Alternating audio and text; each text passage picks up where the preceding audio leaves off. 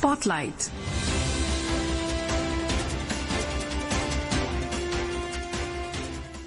This is Akashvani. In the program Spotlight, now we bring a discussion on India-Singapore Comprehensive Strategic Partnership. The participants are Anil Wadhwa, former ambassador, and Nishit Kumar, anchor. Close ties between India and Singapore have a history rooted in strong commercial, cultural and people-to-people links across a millennium. Indian origin people constitute almost 10% of the resident population. In the recent times, the partnership has only been cemented and bolstered more with multi-conferences, meetings, pacts and ties put in place. One of the most important of these is the India-Singapore Ministerial Roundtable and the elevation of ties to the comprehensive strategic partnership level. And to discuss more about the same, we are privileged to have with us in our studios today Ambassador Anil Wadhwa. Ambassador Wadhwa, a very warm welcome. Ambassador Wadhwa, at the very outset, take us through the journey of India-Singapore relations fostered over time. So, India and Singapore, of course, have got 60 years of intense relationship since independence. But even before that, historical ties have existed for a long time between Singapore, when it was not independent, and India. So, there was a migration which took place from the southern part of India, particularly from Tamil Nadu. So, that's why a lot of people of Indian origin who live in Singapore have a connection with Tirunelveli, for instance. And that's why we see a huge influence of South Indian music and dance today in Singapore as well. Subsequently, of course, the migration waves have taken place from different parts of India, and now we have a mixed community which consists of a lot of people who are blue-collared and white-collared workers both in Singapore. The dependencies have grown, and if you look at the trade and investment ties between India and Singapore, today Singapore has become the top trading partner of India. It has also got the highest investment from this part of the world, but also overall, last year Singapore emerged as the largest investor into India. Our defense ties have grown given the geopolitical situation and how the situation has evolved between United States and China, especially in the South China Sea, has given rise to much closer ties between Singapore and India. Singapore sees India as a benign country and power which can actually help Singapore in training its troops. All three services of Singapore and India have a cooperative relationship. We also exchange technologies in the defense side, but at the same time we are also doing quite well in terms of the new and emerging technologies of today. And leading that sector is the digital pact, as we call it, between India and Singapore, plus the skilling and development aspects in which Singapore has lent a helping hand, opening 6 centers and now another 3 in India, in different parts of India, choosing states as partners. It has also made sure that it remains engaged in the development story of India as India develops and requires capital, investment and expertise. And this is what has given Singapore a special edge over the other ASEAN countries. India sees similarly Singapore as a very important center for innovation and for entrepreneurship, from whom India can learn a lot, both in terms of governance and science and technology and technological prowess. Ambassador Wadhwa, elevation of ties to comprehensive strategic partnership during Prime Minister Modi's visit last September has certainly been a milestone. How do you see ties post this development? So I think the comprehensive strategic partnership was a natural corollary to the strategic partnership that we had with Singapore over the previous 10 years. And I just outlined to you the multifaceted relationship and the developments that have taken place in various fields between the two countries. So it was high time that these ties were then elevated to a strategic comprehensive partnership because of the closeness that the two countries felt with each other and the comfort that they felt in exchanging views on any issue which concerns them today. Most importantly, it is the geopolitical situation which has brought India and Singapore together. But we have seen that the ISMR framework, which you just talked about, is one of the outcomes which has benefited the most from this comprehensive strategic partnership, because because this is an interministerial framework in which 4 ministers come together from each side under one roof and one framework where they discuss the emerging technologies and how to cooperate with each other in these fields. Most importantly, for today, for example, the discussions were focused upon just 4 areas, which is technology and trade, digitization and connectivity. All 4 are very important areas for both Singapore and India. As both countries develop, it's very important to have, for example, our ties strengthened in our sea links, the air links, and the fact that both are now emerging as very important trading countries with the rest of the world makes it that much more important. Plus the new technologies under the rubric of digitization, India and Singapore are both doing quite well by way of innovation, and so working together would mean that they would be able to achieve a scale of progress which otherwise they would be lacking. Thirdly is the investment part, where already Singapore has invested about $178 billion into India since 2000, and India has invested another $36 billion into Singapore. 9,000 Indian companies are working in Singapore today, and they all have a lot to exchange with each other. Trade should be growing much faster. Although we have a trade of about $36 billion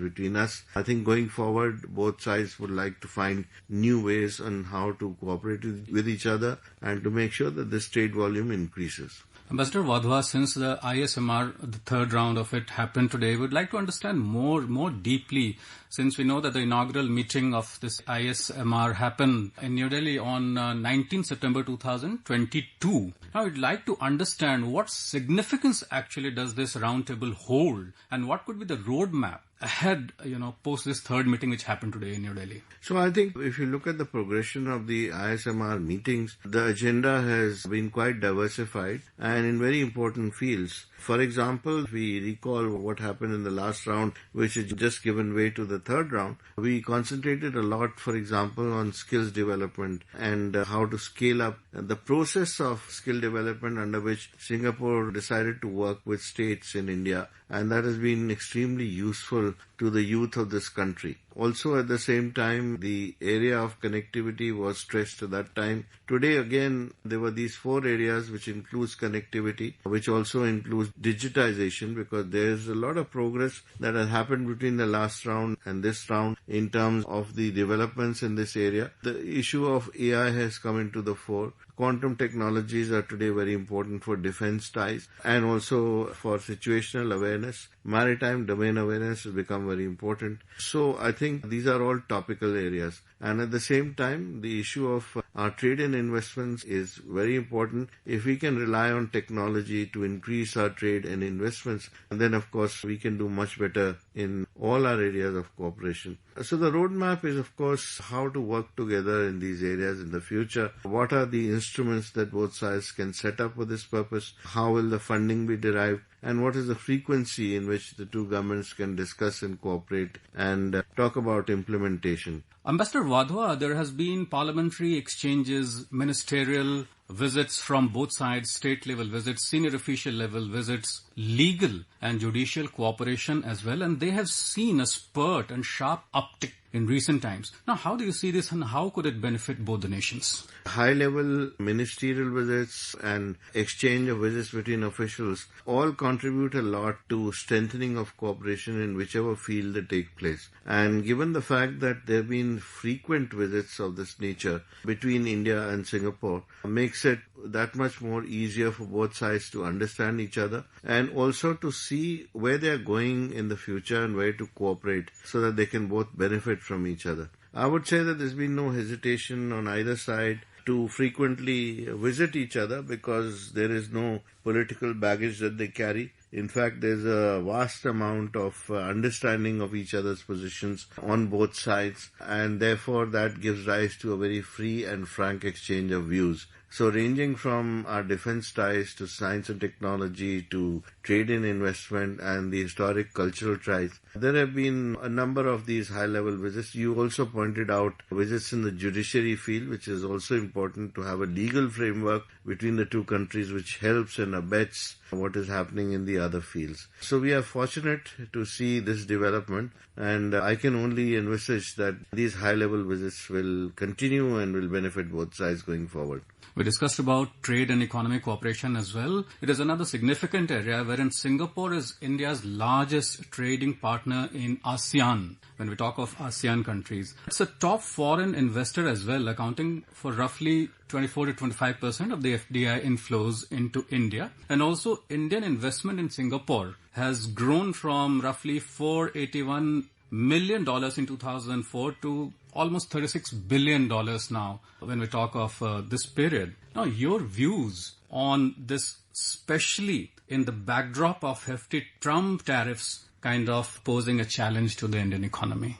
I think you are right in terms of trade and investment. Both Singapore and India have done quite well. The volumes have grown, and we can see that the volume of investments is the main plank of cooperation between India and Singapore. As I said, if you take investments from Singapore cumulatively, we find that $176 billion have come into India from Singapore, the largest from any ASEAN country. In fact, last year, Singapore overtook all other countries to become the top investor in India. And then the trade ties are also quite sound. At $36 billion, Singapore is amongst the top 5 or 6 trading partners of India today. So I think given this background, it's important to realize that, there are ways in which this can be further increased if there is an ease of doing business by both sides vis-a-vis each other. And that is exactly what both sides are trying to do, to find ways and means in which this bilateral relationship in trade and in investments can be taken forward. Singapore companies are very interested in many sectors in India, and that interest persists. Development of our states is primarily important to Singapore. They want to get involved at the state level in working with the states because they understand that India's development lies through the route of development of its states. Capital market cooperation advanced through the NSE SGA GIFT Nifty Connect, which is derivative trading linkages and cooperation in advanced manufacturing, especially semiconductors, green infrastructure, digital integration, healthcare innovation, and maritime connectivity. Likewise, cybersecurity collaboration has strengthened as well. Now, these are a few of new age cooperation, and these are areas which are besides the traditional domain. So how do you see more of such cooperation shaping up in the coming days? So I think commercial and technical arrangements have been worked out quite well so far. For example, we had the acceptance of the RuPay card in Singapore, and that has worked very well for tourism, for instance, between the two countries. There is also the UPI PavNow linkage, which is another landmark area of development in the area of cross-border fintech between India and Singapore. And also Singapore is the first nation with which India has begun this cross-border person-to-person payment facility. There are other initiatives which one can pinpoint as being very important. That includes the ONDC Proxtera connectivity, which means Proxtera becomes the first international buyer app which is connected to ONDC. And then, of course, you mentioned yourself about the Gift City, the Gift Connect, which is the collaboration between the National Stock Exchange of India, NSE, and the Singapore Exchange, yes, SGX, to create a unified liquidity pool for Nifty products in Gift City. So there is a trust which has been built up through these connections, because if you have interoperability in the electronic field, it can extend also to the trade field, for example, where you can extend it to bill of ladings and for cross-border trade finance transactions, thus bringing down the costs of our trade and making it easier for companies from both sides to trade with each other and raise up the volumes. Thank you so very much, Ambassador Wadhwa, for having come in our studios and shed so much of light on India-Singapore ties. Thank you so much. You were listening to a discussion on India-Singapore Comprehensive Strategic Partnership. The participants were Anil Wadhwa, former ambassador, and Nishit Kumar, anchor. This program was produced and presented by the News Services Division of Akashvani. You can listen to it on a mobile app, News on AIR. This program is also available on a YouTube channel, News on AIR Official. You may share your feedback about this program through email at airnsdtalks@gmail.com or WhatsApp on 9289094044. Spotlight.